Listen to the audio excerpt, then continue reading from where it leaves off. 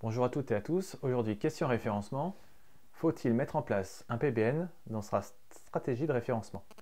Donc, concrètement, qu'est-ce qu'un PBN pour rappel? Donc, PBN, c'est un anglicisme pour dire Private Bot Network, donc un réseau de sites privés qui vous appartient. Comme vous le savez tous, le référencement naturel est basé sur trois piliers, le contenant, le contenu et la popularité. Le contenant, c'est la structure technique de votre site. Le contenu sont les textes, les pages présentes sur votre site.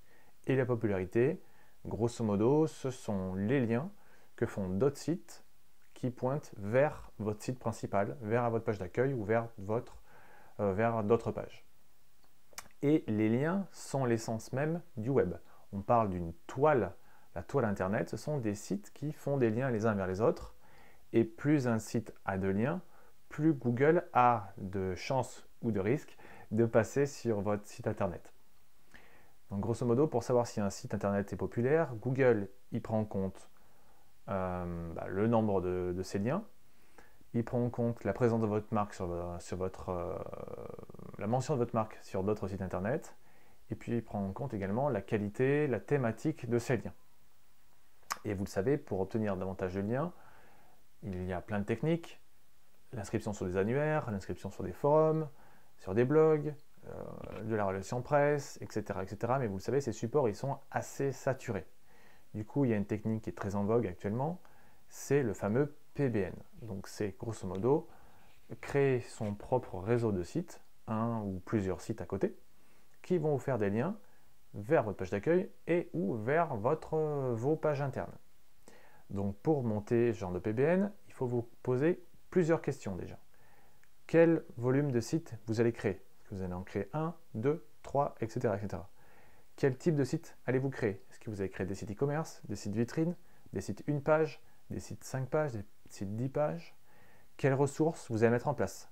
Ressources humaines, ressources matérielles, ressources logicielles, ressources temporelles, etc., etc. Sur quel CMS, sur quel outil vous allez créer ces sites? Si vous voulez utiliser un CMS, un outil de génération de contenu type WordPress, est-ce que vous voulez passer par d'autres CMS? Est-ce que vous voulez créer des sites HTML simples? Est-ce que vous voulez utiliser un site e-commerce par exemple? À vous de voir.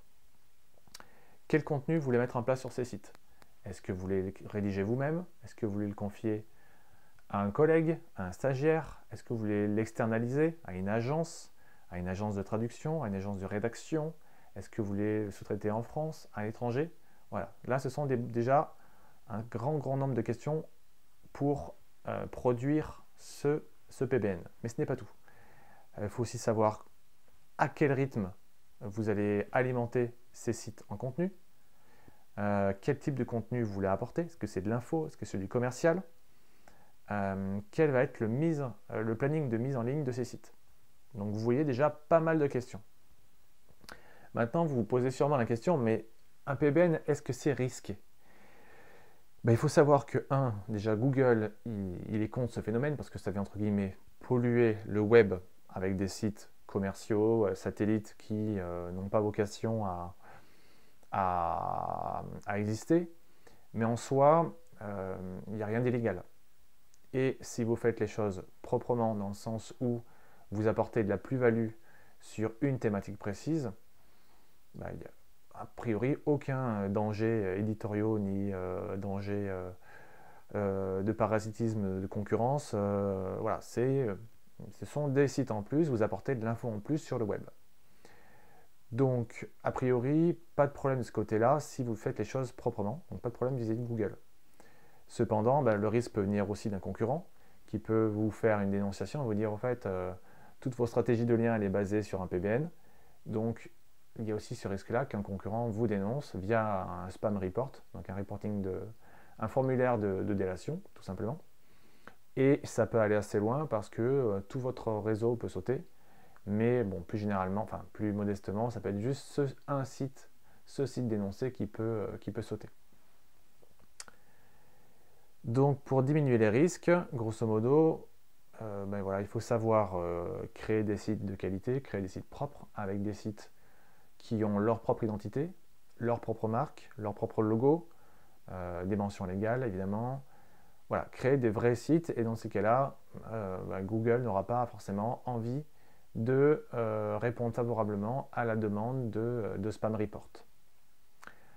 Voilà, donc sachez répondre à toutes les questions que je vous ai posées en amont sur le temps que vous allez y passer, sur le type de contenu, et de ça va en découler le temps que vous allez passer,